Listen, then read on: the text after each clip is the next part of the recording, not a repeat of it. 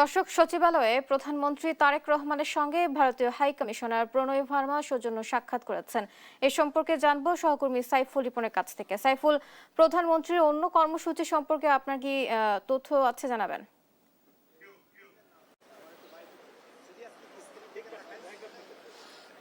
প্রধানমন্ত্রী তারেক রহমান ইতিমধ্যেই কিন্তু ভারতীয় হাই কমিশনার প্রণয় ভার্মার সাথে তিনি বৈঠক করেছেন এবং বৈঠক শেষে কিন্তু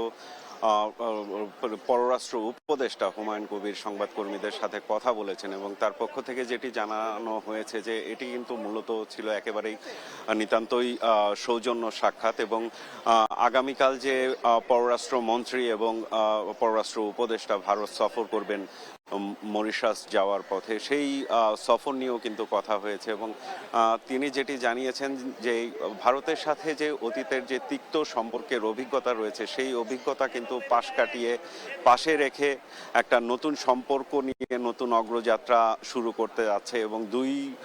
দেশের মধ্যেই জনগণের সাথে জনগণের যে সম্পর্ক সেই সম্পর্ক এবং সরকারের সাথে সরকারের যেই সম্পর্ক সেই সম্পর্কগুলোই এগিয়ে নিয়ে যাওয়ার চেষ্টা করা হচ্ছে এবং সেই প্রচেষ্টা কিন্তু অব্যাহত রাখছে দুই দেশের পক্ষ থেকে এবং এমনটি কিন্তু জানানো হয়েছে এবং আগামীকাল ভারতের বাংলাদেশের মন্ত্রী এবং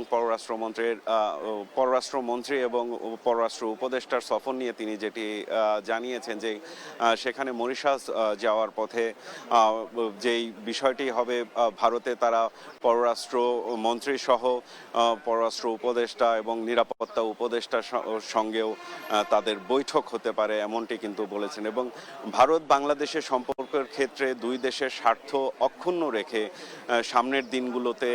এগিয়ে নিয়ে যাওয়ার যেই প্রত্যাশা সেই প্রত্যাশা কিন্তু দুই দেশের পক্ষ থেকেই ব্যক্ত করা হয়েছে এমনটি কিন্তু আমরা জানতে পেরেছি এবং আজকে প্রধানমন্ত্রী তারেক রহমান সকালে অফিস শুরু করার পরই কিন্তু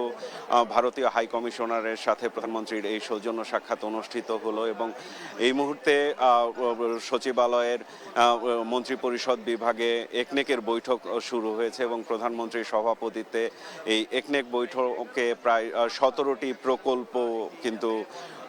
প্রকল্প নিয়ে আলোচনা হবে এবং সেই প্রকল্পগুলোর চূড়ান্ত অনুমোদন দেওয়া হবে এবং সেই বিষয়গুলো নিয়ে সিদ্ধান্ত হবে। এছাড়াও কিন্তু 50 কোটি টাকার নিচে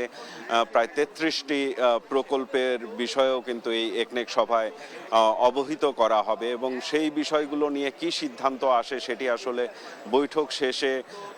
যেই ব্রিফ করা হবে সেই ব্রিফের মাধ্যমে বিস্তারিত জানা যাবে। এছাড়াও কিন্তু প্রধানমন্ত্রী তারেক রহমান আজকে দুপুর 1:30টার দিকে ইউরোপীয় ইউনিয়নের রাষ্ট্রদূতের সাথে বৈঠক করবেন। এরপরে সংসদ অধিবেশনে যোগ দিতে কিন্তু তিনি চলে যাবেন এবং একনেক বৈঠকের পর আনুষ্ঠানিকভাবে